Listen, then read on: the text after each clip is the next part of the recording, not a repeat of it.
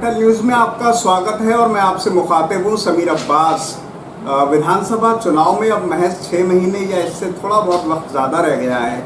जब हम विधानसभा चुनाव की बात करते हैं तो बरेली का जिक्र करना ज़रूरी भी है, क्योंकि लखनऊ और दिल्ली के बीच सबसे बड़ा शहर बरेली है, जहाँ पर 9 विधानसभा सीट हैं। और अगर हम 2017 के आंकड़े की बात करें तो पूरे के पूरे 9 सीटों पर भारतीय जनता पार्टी ने अपना झंडा लहराया था। और साथ ही अगर हम थोड़ा सा पीछे की तरफ जाएं तो यहाँ पर जो है पूरी तरह से अगर हम 30 साल का पूरा रिकॉर्ड देख लें तो संतोष कुमार गंगवार जी लगातार जीतते रहे। महज 2009 को छोड़कर वो लगातार यहाँ से कामयाबी की बुलंदी हासिल करते रहे। इसी क्षेत्र से निकल कर जब हम नवाबगंज में पहुँच जाते तो नवाबगंज की जब हम बात इसलिए करना ज़्यादा बेहतर रहता है क्योंकि यहाँ पर भगवत शरण गंगवार जो कि 3 बार मंत्री भी रहे, वो भी इसी क्षेत्र से आते हैं। जब नवाबगंज की सियासत के सिलसिले को और आगे बढ़ाते हैं तो 2022 की अगर हम बात करें तो इस बार ये सीट बेहद खास हो जाती है, क्योंकि कोरोना के चलते विधायक केसर सिंह गंगवार जी के निधन के बाद सियासी समीकरण दूसरे तरह के बन जाते हैं और तमाम चीज़ें शामिल होती चली जाती हैं। अब भारतीय जनता पार्टी के पास तमाम उम्मीदवार हैं, तमाम चीज़ें हैं और तमाम शख्सियत अपनी तरफ से जोर लगा रही हैं, लेकिन जातिगत समीकरण की अगर हम बात करें जिस पर गौर करना बहुत ज़रूरी है, क्योंकि पूरी तरह से चुनाव इसी पर होगा। तकरीबन 3 लाख के आसपास 2022 में लोग अपनी वोटिंग करेंगे। और जब हम जातिगत समीकरण की बात करें तो हिंदू मुस्लिम बहुल्य क्षेत्र है और हमेशा से गंगा जमनी तहजीब भी नज़र आती है। लेकिन क्योंकि पूरे वर्चस्व की अगर हम बात करें तो अक्सर बीच में नेता बात भी करते हैं कि पूरा जो हमेशा सियासी जो समीकरण रहा है, जो कुर्मी बहुल्य क्षेत्र रहा है, अगर हम पिछले तकरीबन 35 से 40 साल पुरानी बात करें तो चेतराम गंगवार से जब ये सिलसिला शुरू होता है, जो कि 3 बार मंत्री भी रहे और 5 बार विधायक भी रहे, और उसके बाद ये सिलसिला आगे बढ़ता जाता है 2017 तक लगातार यहाँ से गंगवार और कुर्मी वोट लगातार कैंडिडेट जीतते रहे। अब 2022 के चुनाव हैं, लेकिन जातिगत समीकरण बिल्कुल अलग होते हैं। यहाँ पर 1 लाख के आसपास जो है कुर्मी मतदाता हैं, 1 लाख के आसपास मुस्लिम मतदाता हैं, बाकी और जो है तमाम मतदाता हैं। लेकिन ये पूरा जैसे मैंने अभी कहा कि गंगवार सीट हमेशा रही है, लेकिन इस बार जो है तमाम सिलसिले और आगे बढ़ते चले जाते हैं, क्योंकि इस बार और भी तमाम दिग्गज अपनी किस्मत को आजमाने जा रहे हैं। उसमें रवि रस्तोगी जी जो कि जिनकी शिक्षा दीक्षा सेथल से हुई, जो नवाबगंज का एक सबसे बड़ा कस्बा और सबसे पुराना कस्बा है, वहाँ से हुई। उसके बाद उन्होंने तमाम मंजिल और मुकाम हासिल करते हुए लेखपाल बने, उससे फिर उन्होंने रिटायरमेंट लिया और ये आज जो है बरेली में वो लगातार पार्टी के तमाम कार्यक्रमों में नज़र आते हैं। कल अटल सेतु का उद्घाटन हुआ, उस पर भी वो राजेश अग्रवाल जी और तमाम जो पार्टी के बड़े नेता थे उनके साथ मंच साझा कर रहे थे। रवि रस्तोगी जी एक भावी उम्मीदवार के तौर पर लगातार दस्तक दे रहे हैं और लोगों के बीच बेहद लोकप्रिय होते जा रहे हैं। हम तमाम बातों पर बात करेंगे। मैंने एक जातिगत समीकरण बताने की कोशिश की है, साथ में थोड़ा सा आपका तारुफ इंट्रोडक्शन देने की कोशिश की है। अगर कुछ आप इसमें इजाफा करना चाहें तो कर सकते हैं, उसके बाद हम जो है विषय पर आते हैं। बहुत बहुत धन्यवाद। देखिए, संतोष जी ये सही है, लगातार सांसद रहे और पार्टी अगर पुनः उन्हें लड़ाती है तो निश्चित रूप से पुनः जीतेगी, उसमें कोई शक और शुबा नहीं है। मात्र बीच में शायद 1 या 2 बार माननीय बेगम आपदा जी यहाँ की सांसद रही और बाकी तब से लगातार रहे संतोष जी। इससे पहले भी बाबू सतीश चंद्र अग्रवाल जी सांसद रहे। जहाँ तक नवाबगंज का प्रश्न है, नवाबगंज में केसर सिंह जी विधायक थे। उन्होंने जब तक ईश्वर ने उनको आयु दी तब तक उन्होंने क्षेत्र में अच्छा कार्य किया और जो भी विकास कर सकते थे वो विकास के काम किए। बाकी भारतीय जनता पार्टी कभी भी जाति विशेष के आधार पर राजनीति नहीं। थोड़ा सिलसिले को हम आगे बढ़ाते हैं। नवाबगंज की हम बात करते हैं क्योंकि वहाँ से आप आते हैं, वहाँ के भावी उम्मीदवार के तौर पर लगातार दस्तक दे रहे हैं। एक ऐसी हवा बनाई जाती है, हमने 30 सालों से सुनते आ रहे हैं कि वहाँ कुर्मी बहुल्य क्षेत्र है और वहाँ से हमेशा हमने देखा भी कि अभी जो पिछले तकरीबन 5-6 विधायक रहे वो सब कुर्मी बहुली क्षेत्र से आते हैं। क्या वजह है, आप किस तरह से इस चीज़ को देखते हैं और जातिगत समीकरण हमेशा मायने रखते हैं, किस तरह से रोशनी डालना चाहते हैं? देखिए, अभी आपने खुद ही कहा, उसमें थोड़ा सा आपके आंकड़ों में अंतर है। लगभग बरेली जनपद में नवाबगंज विधानसभा में लगभग 280-290 के आसपास मतदाता हैं। इस बार नए मतदाता जुड़ेंगे तो ये संख्या 10-15 हज़ार और बढ़ सकती है। मुझे लगता है ये मतदाताओं की संख्या लगभग नवाबगंज विधानसभा की 3 लाख के आसपास रहनी चाहिए। जहाँ तक नवाबगंज की जातिगत आंकड़ों का विषय है, नवाबगंज में कुर्मी जाति और मुस्लिम जात के लगभग बराबर मतदाता हैं।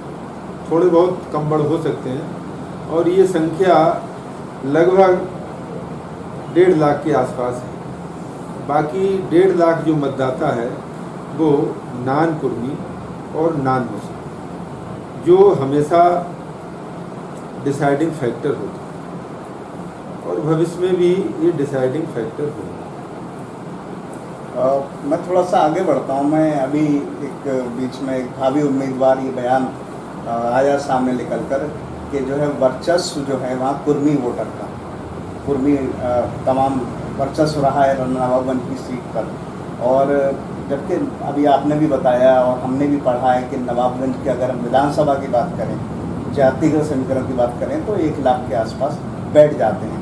तो ये किस तरह से समीकरण को आप देखते हैं, क्योंकि वो भी भावी उम्मीदवार हैं भारतीय जनता पार्टी से?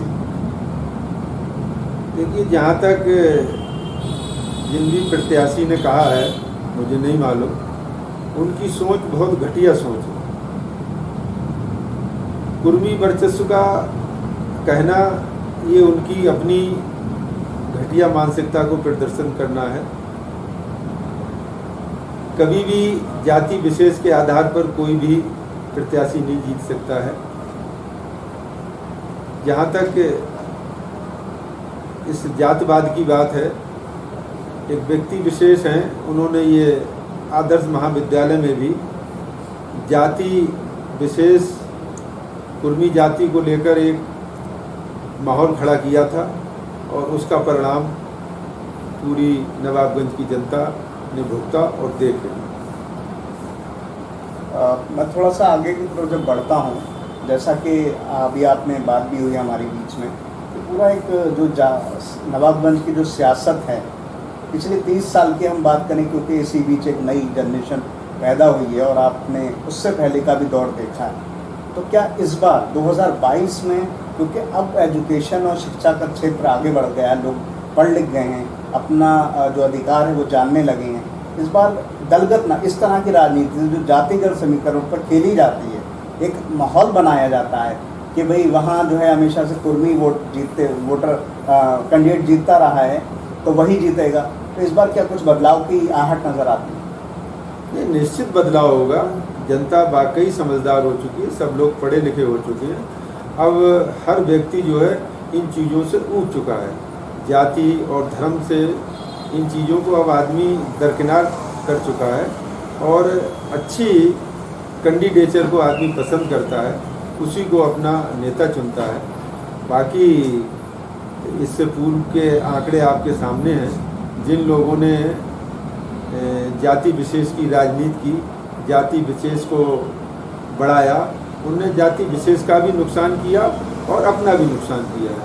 2 चुनाव इसके इतिहास गवाह हैं कि जहाँ से जिन भी लोगों ने जाति विशेष की राजनीति की, उन्हें जनता ने सबक सिखाया और जनता ने उन्हें नकार दिया।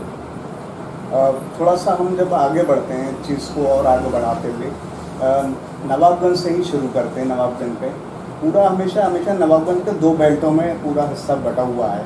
नवाबगंज शायद अकेली विधानसभा ऐसी होगी जहाँ पर 2 ब्लॉक हैं, भरतपुरा और नवाबगंज। तो हमेशा से जो है पूरा ये वाला जो बेल्ट आता है नवाबगंज ब्लॉक का, इसी का ज़्यादातर विधायक रहे हैं, सिर्फ एक छोटे लाल गंगवार जी को छोड़कर। तो क्या वजह मानते हैं इसकी? देखिए वहाँ हालांकि ऐसा कोई विषय नहीं है ब्लाक का बटा हुआ। भतपुरा ब्लाक से 2 विधायक रहे हैं, एक छोटे लाल जी और गेंदर लाल जी। और ये सही है कि इधर से भगवत जी और चेतराम जी रहे हैं, दोनों लोग रहे हैं।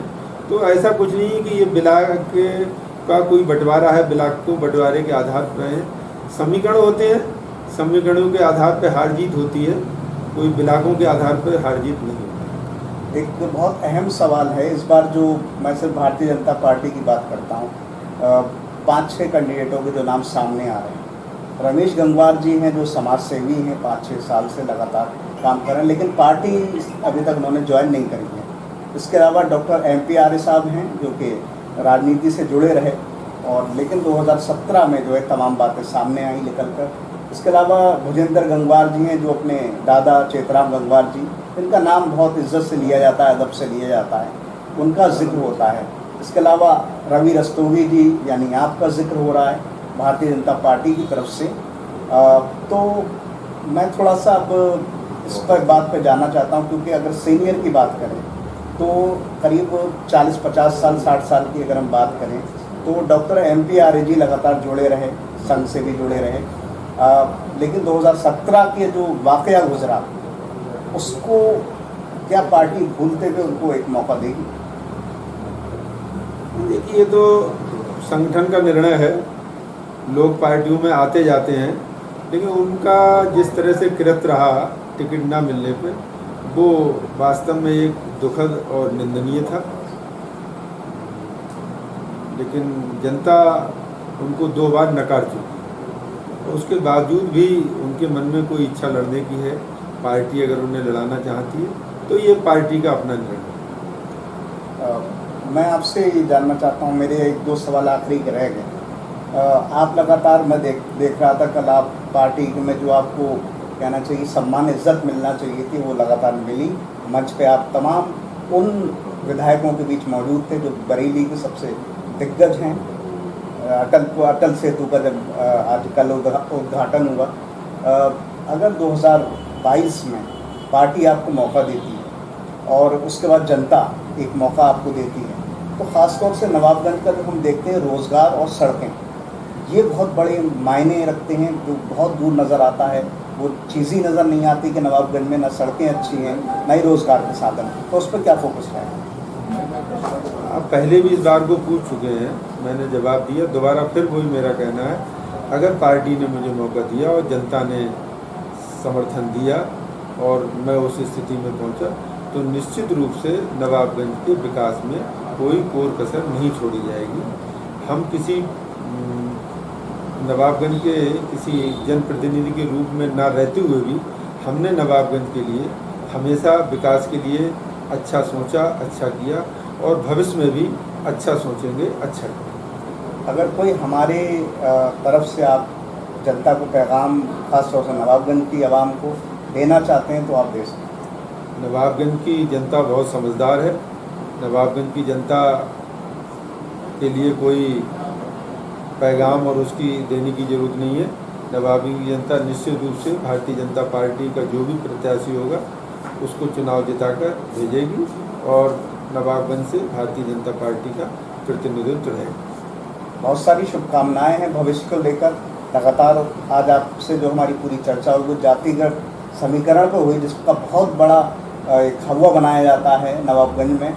इसके लिए इस पर बात हुई, बहुत सारी शुभकामनाएं। अगर कुछ और इजाफा करना चाहिए?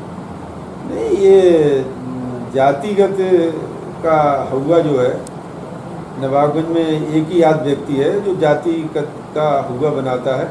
बाकी और किसी नेता ने जाति विशेष का हुआ नहीं बनाया।